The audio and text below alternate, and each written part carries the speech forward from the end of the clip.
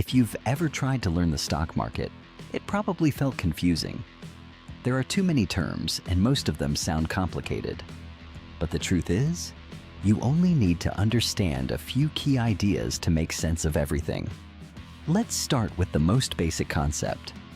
A stock represents ownership in a company. When you buy a stock, you are buying a small piece of that business, which means if the company grows and becomes more valuable, your investment can grow as well. Now let's talk about price. Stock prices move because of supply and demand. When more people want to buy a stock than sell it, the price goes up.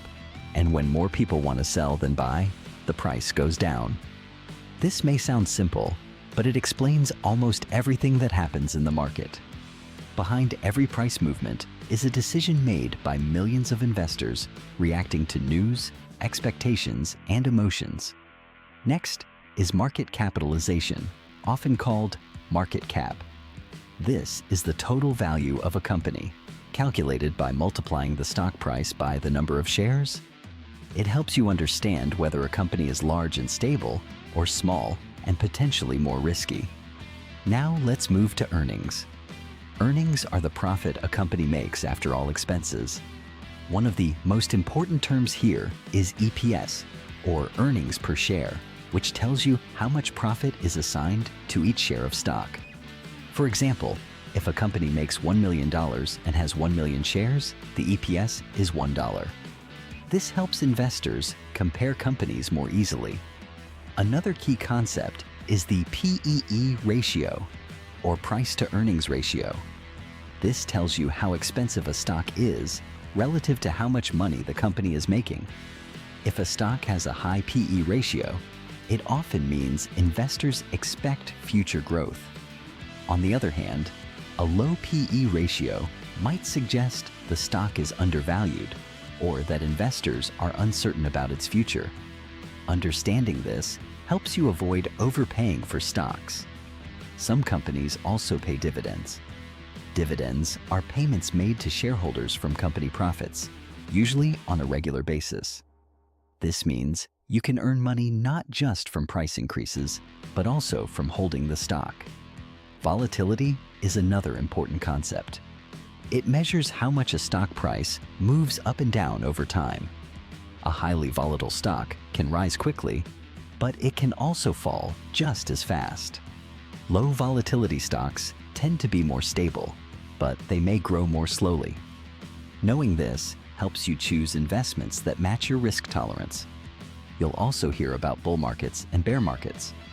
A bull market is when stock prices are generally rising, often driven by optimism and strong economic conditions.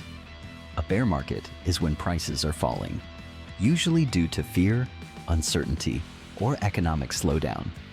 Diversification is one of the most important strategies in investing. Instead of putting all your money into one stock, you spread your investments across different assets. This reduces the impact of a single loss and helps protect your overall portfolio. Now let's talk about ETFs, or exchange-traded funds. An ETF is a collection of many different stocks bundled together into one investment. Instead of picking individual companies, you can invest in an entire market with a single purchase. For beginners, ETFs are often considered one of the safest and simplest ways to start investing. There are also bigger forces that affect the market. Inflation is one of them. Inflation means the value of money decreases over time, which can reduce your purchasing power. Interest rates are another major factor. When interest rates go up, borrowing becomes more expensive, and this often puts pressure on stock prices. When rates go down, the opposite can happen. Finally, there is risk. Every investment carries risk, and there is no such thing as a guaranteed return.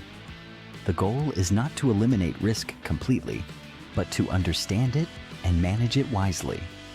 At first, the stock market may seem complicated, but once you understand these core ideas, everything becomes much clearer. Because in the end, the market is not just about numbers, it is about people, behavior, and decisions.